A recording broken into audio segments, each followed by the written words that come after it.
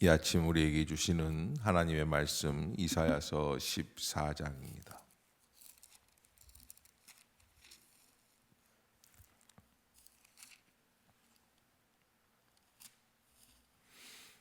이사야서 14장 한 절씩 교독합시다. 여호와께서 야곱을 긍휼히 여기시며 이스라엘을 다시 택하여 그들의 땅에 두시리니 나그네 된 자가 야곱 족속과 연합하여 그들에게 예속될 것이며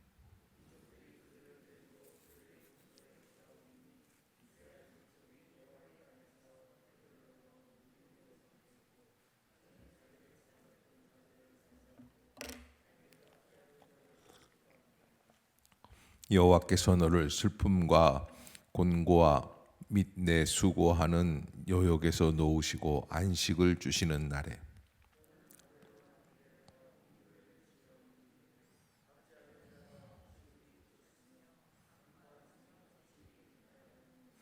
여호와께서 악인의 몽둥이와 통치자의 귤을 꺾으셨도다.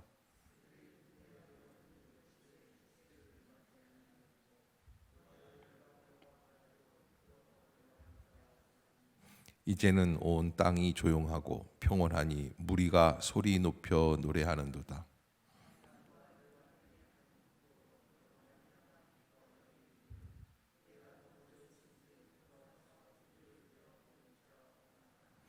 아래의 수월이 너로 말미암아 소동하여 내가 오는 것을 영접하되 그것이 세상의 모든 영웅을 너로 말미암아 움직이게 하며 열방의 모든 왕을 그들의 왕 좌에서 일어서게 하므로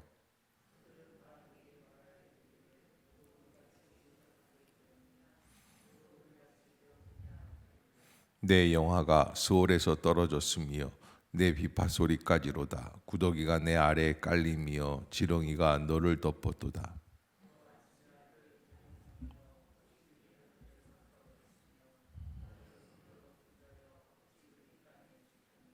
내가 내 마음에 이르기를 내가 하늘에 올라 하나님의 뭇별 위에 내 자리를 높이리라. 내가 북극 지폐의 산 위에 앉으리라.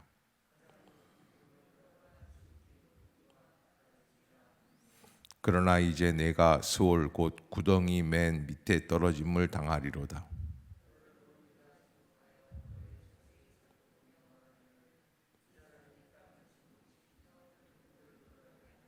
세계를 황무하게 하며 성읍을 파괴하며 그에게 사로잡힌 자들을 집으로 놓아 보내지 아니하던 자가 아니냐 하리로다.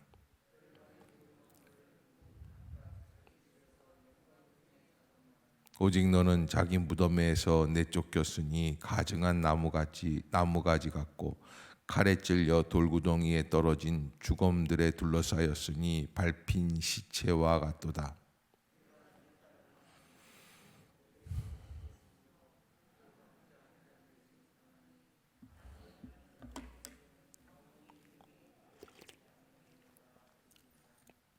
너희는 그들의 조상들의 죄악으로 말미암아 그의 자손 도륙하기를 준비하여 그들이 일어나 땅을 차지하며 성읍들로 세상을 가득하게 하지 못하게 하라.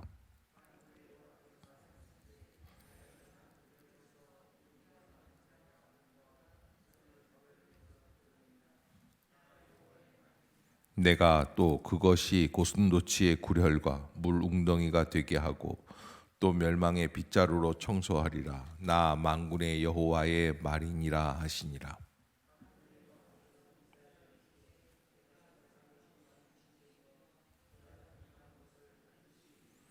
내가 아수르를 나의 땅에서 파하여 나의 산에서 그것을 짓밟으리니 그때 그의 멍에가 이스라엘에게서 떠나고 그의 짐이 그들의 어깨에서 벗어질 것이라.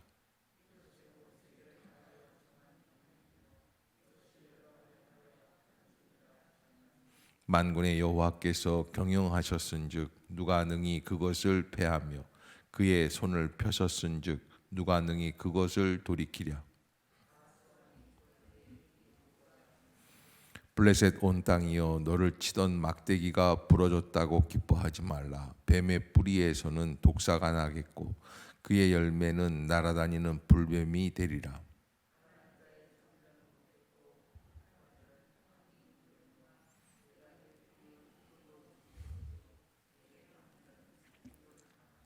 성문이여 슬피 울지어다. 성읍이여 부르짖을지어다. 너 블레셋이여 다 소멸되리로다.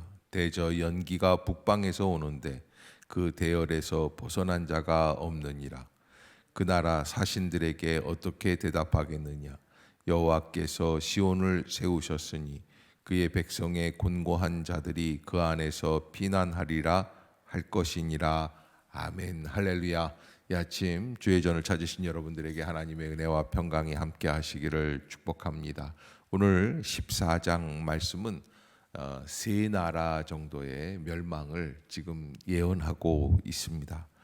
사실 지금 상황에서 이 세 나라의 멸망을 예견한다는 것은 쉬운 일이 아닙니다. 왜냐하면 그 나라들이 각각 다 각자 가장 존귀하고 영광스럽게 활동하고 있는 시기이기 때문에 그렇습니다. 그러나 예언자의 마음은 가장 빛나는 별이 되었을 때 추락하는 것을 바라볼 수 있는 것이 예언자의 마음이 아닌가. 그러니 인간으로서는 높아지는 것이 소원이지만 그러나 높아진 다음에는 무슨 일밖에 남지 않아요.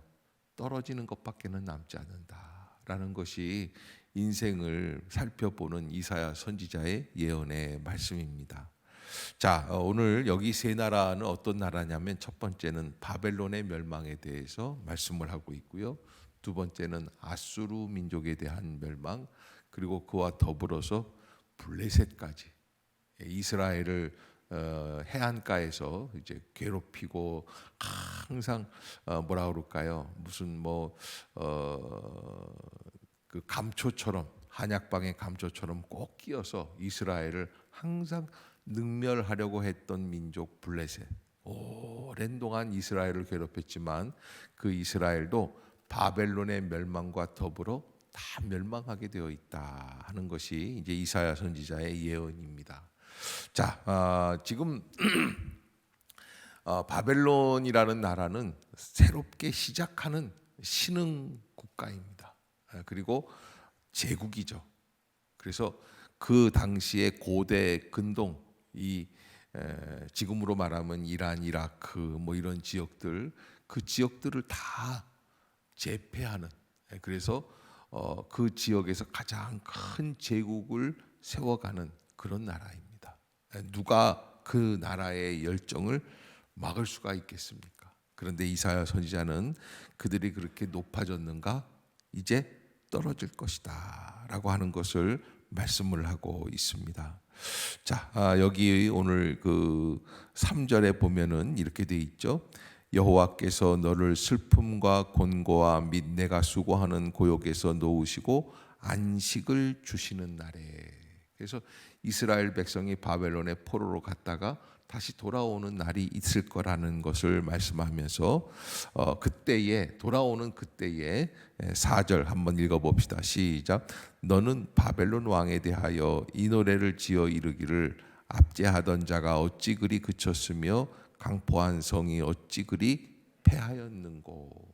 그래서 그 바벨론이 이렇게 망할 것이다 라는 것을 예언하라는 말씀을 주시는 겁니다. 그러니까 두 가지가 동시에 있죠. 첫 번째는 지금 이스라엘이 포로로 잡혀갈 운명이고 바람 앞에 등잔과 같이 언제 꺼질지 모르는 그런 유약하기 이를 데 없는 국가예요. 그래서 나중에는 결국에는 지금 하는 이 말씀의 시점에서 약 한 7, 80년 이렇게 지나고, 아니 한 200년 지난다고 칩시다. 그다음 586년에 이스라엘은 멸망하게 되어 있습니다. 바벨론에 멸망합니다.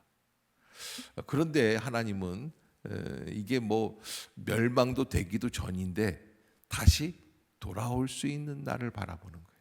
그러니까 이 바벨론이라는 나라의 이 부귀영화, 이 권력 이런 것들이 얼마나 덧없느냐, 금방 멈춰질 수밖에 없는 것들이다라는 것을 우리에게 말씀해 주시는 거죠.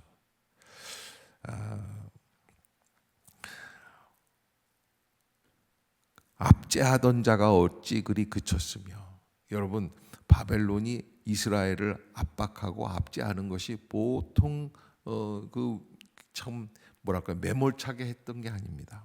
그냥 무시하고 핍박하고 그랬던 거죠.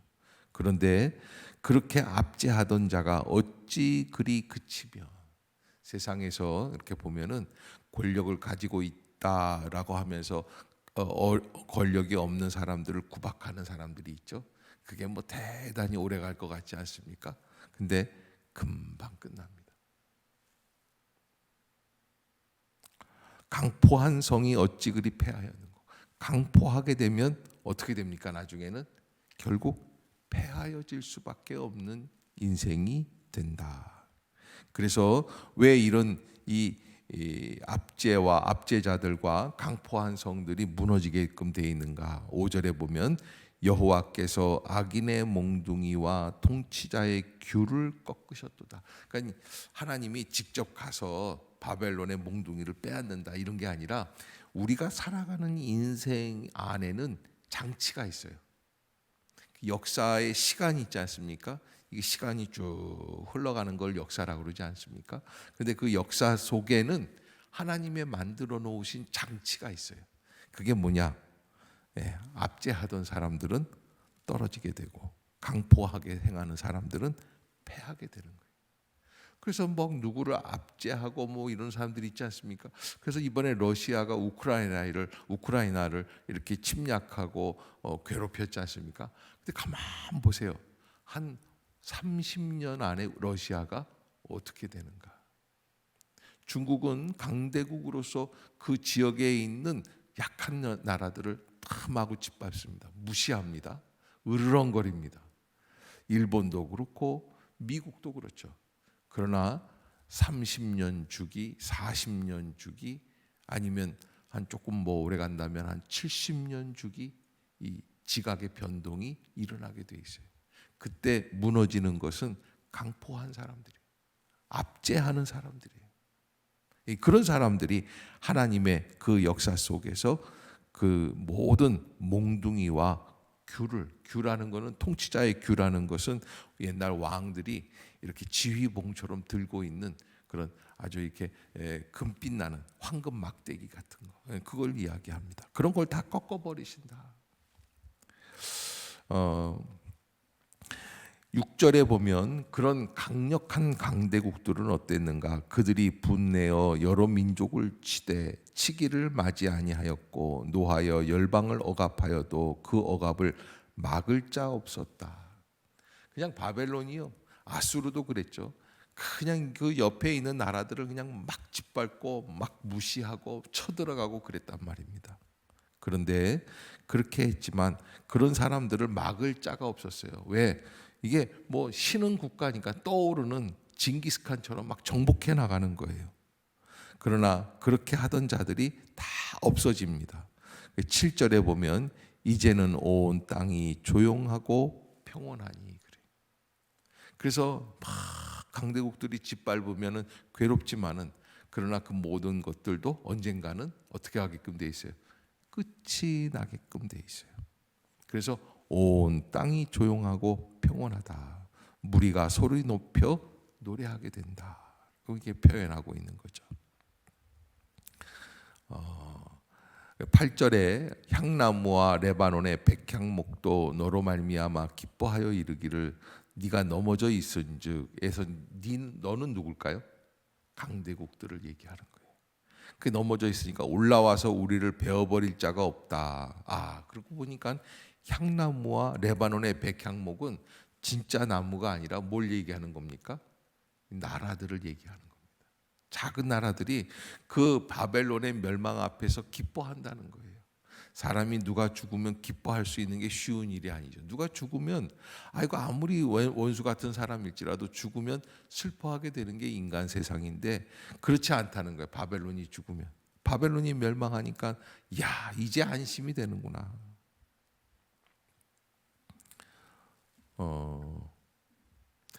그래서 사람들이 바벨론에 대해서 10절에 이렇게 표현한다는 거예요. 다 너에게 말하기를 너도 우리같이 연약하게 되었느냐, 너도 우리같이 되었느냐 하리로다. 그러니까 여러분, 이 10절에서 굉장히 중요한 메시지가 담겨 있어요.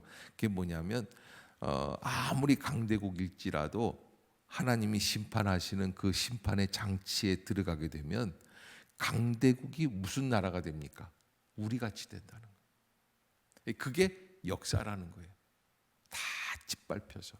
그래서 제가 늘 말씀드리지만 이집트가 지금도 뭐 이렇게 뭐 군사적으로나 아니면 이제 땅으로 갖고 있을 때는 굉장히 큰 나라죠. 그러나 지금 카이로에 가보세요. 얼마나 질이 멸렬하고 못 사는 사람들인지 모른다. 후진 국가가 됐어요. 그 크고 위대한 나라들이. 바벨론도 그렇습니다. 이란, 이라크도 자기네들이 잘났다고 그냥 자존심이 있고 이러니까 페르시아의 영광을 구한다고 그래. 완전히 짓밟혀가지고. 이제 몽둥이 노릇을 했던 게 영국 불란서, 그리고 러시아도 있고요. 그리고 미국이 아주 그냥 이란, 이라크를 짓밟지 않았습니까? 예, 그런 일들이 된다는 거예요. 그래서 그렇게 높아진 나라들을 향해서 공통적으로 하는 이야기가 12절입니다. 자, 한번 같이 읽어봅시다. 시작.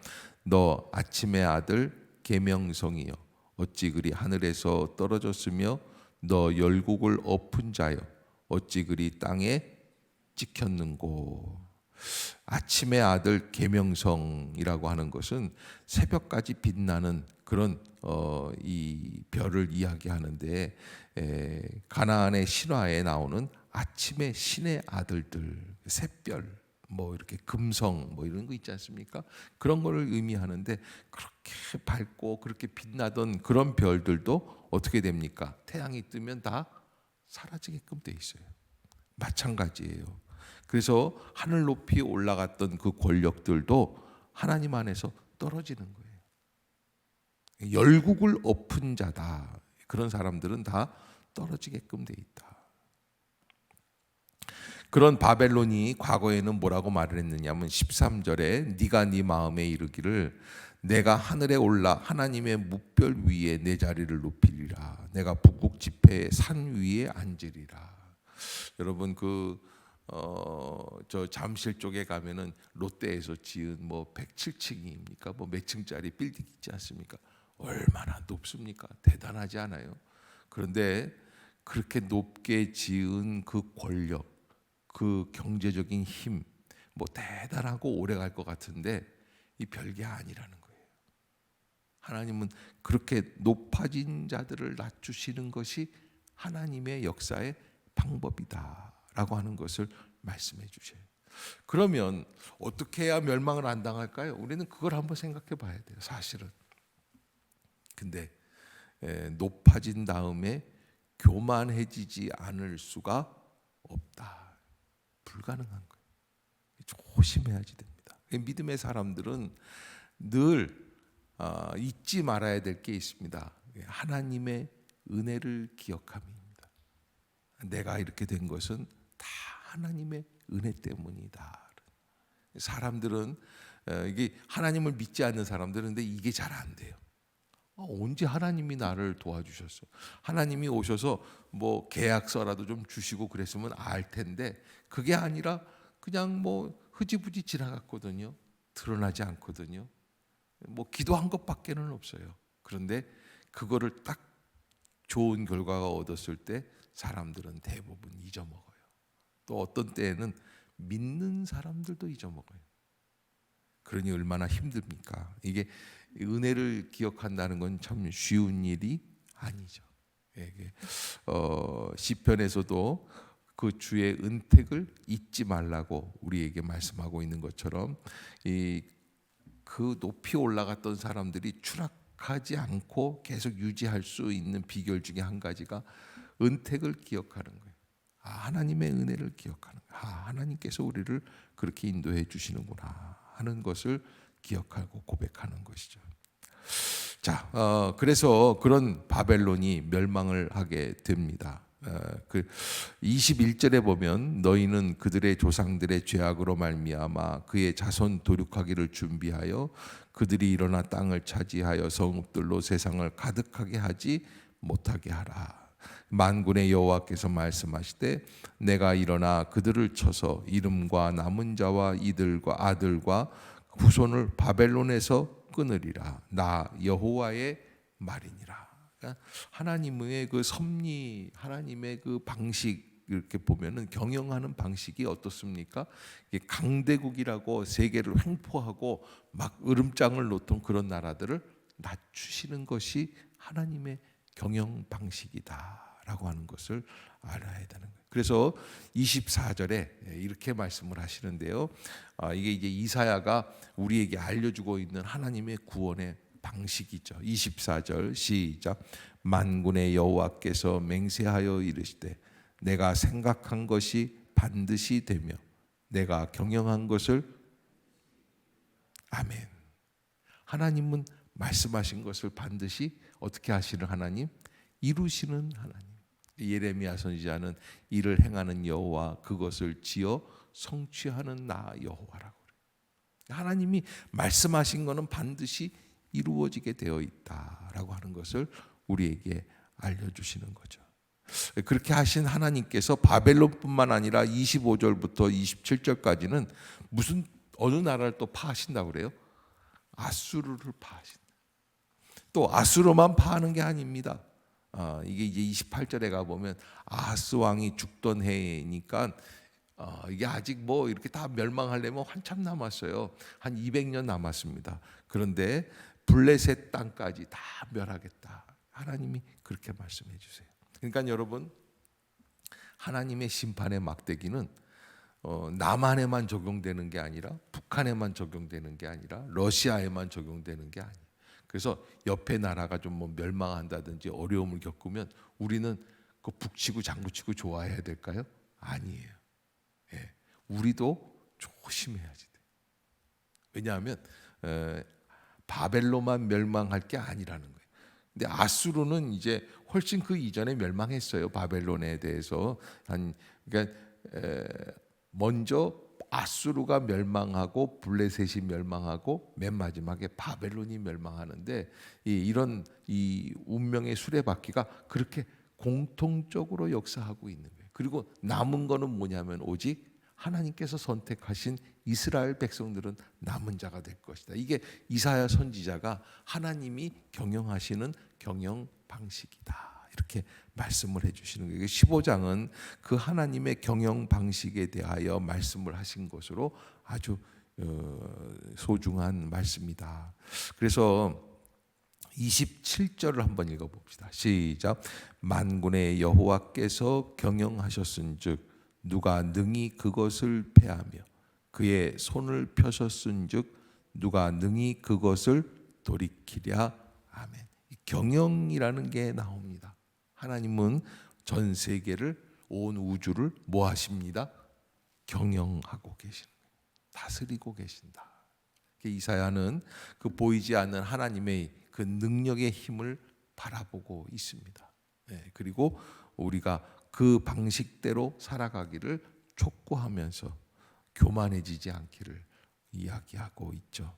자, 오늘 본문 지금부터 한 2700년 전에 바벨론, 아수르 그리고 블레셋 그 나라들을 향하여 주신 하나님의 경고의 심판 메시지이지만 우리에게 적용한다면 오늘을 살아가는 우리에게 어떻게 적용하고 또 살아갈 수 있을까? 뭔가 내가 성취를 했다, 내가 이루었다 생각하는 그때부터 우리의 추락은 시작이 된다. 예전에 무슨 그런 영화가 있어요. 추락하는 것은 날개가 있다. 무슨 영화인지는 잘 모르겠지만 추락하는 것은 날개가 있다라는 제목이 참 이상했어요. 근데 사실 추락하려면 어떻게 해야 돼요? 올라가야 돼요.